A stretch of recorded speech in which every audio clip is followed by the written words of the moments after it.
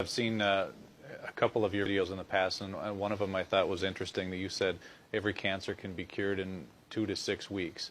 Can you talk a little bit more about that, and what are some of the ways that that's possible? In my experience, every cancer can be cured in 2 to 16 weeks. Some cancers can be cured in minutes because every doctor in the world that's in office for 20 years or longer knows cases of spontaneous healing. There's even a book out called Spontaneous Healing by a guy I really don't like, just stating that there are cases of spontaneous healing. That means if it's possible, we just have to find a way to access this. That's number one.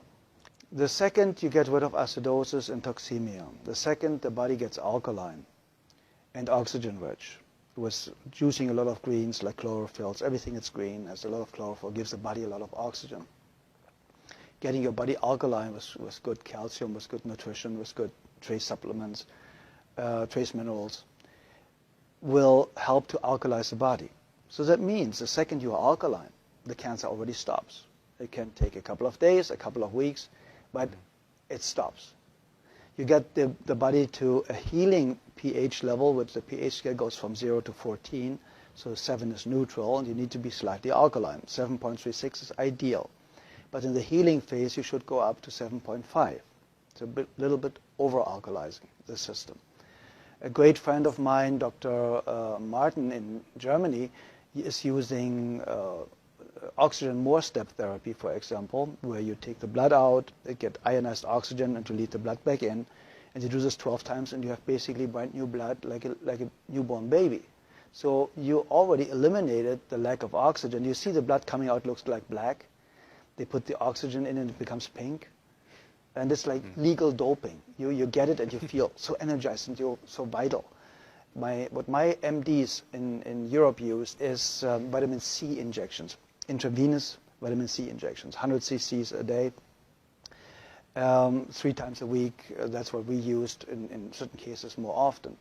And very often, believe it or not, in my personal experience, the tumors or the cancerous growth was basically gone within a couple of days. And because vitamin C is so powerful and one of the greatest healers out there, you can fix nearly every heart problem, cardiovascular problem with vitamin C. They want to take it off the market. So it's going to become a prescription medication, and then it's synthetic and will not work anymore, like vitamin E. Vitamin E basically helps you to cure very easy and fast blood pressure problems in any way, shape, or form. That's why they made a study with artificially created vitamin E, chemical created vitamin E. Said, see, it doesn't work. No, of course not. Chemicals don't work. Nature works. If nature creates a problem, nature creates a solution. Very simple and easy. If it didn't exist 100 years ago, you don't need it today. It's very, very simple. When you want to help somebody to educate themselves, to eliminate his or her own cancer really, really fast, I would basically start instantly with a vegan diet or with a raw food diet. My friend Paul Nissan is one of the greatest raw food chefs. He has fantastic books out there about raw food, so it's accessible for a couple of bucks how to do it. He has free videos all over his website. And I would go instantly on a raw food diet. I would go make sure, if I don't have a very rare kidney disease, to drink a gallon of water a day with half a teaspoon of sea salt in it a day, because we need salt for every body function. We need electricity. And this electricity can only be produced with enough salt, basically. So if you have a lack of salt, you have a blood pressure problem. See, and we're not supposed to have salt, though, too, especially if we have high blood pressure. That's what we're told. Okay, it's the opposite. The problem is they are talking about table salt. Very often, table salt is 1/3 glass, 1/3 sand, and 1/3 salt.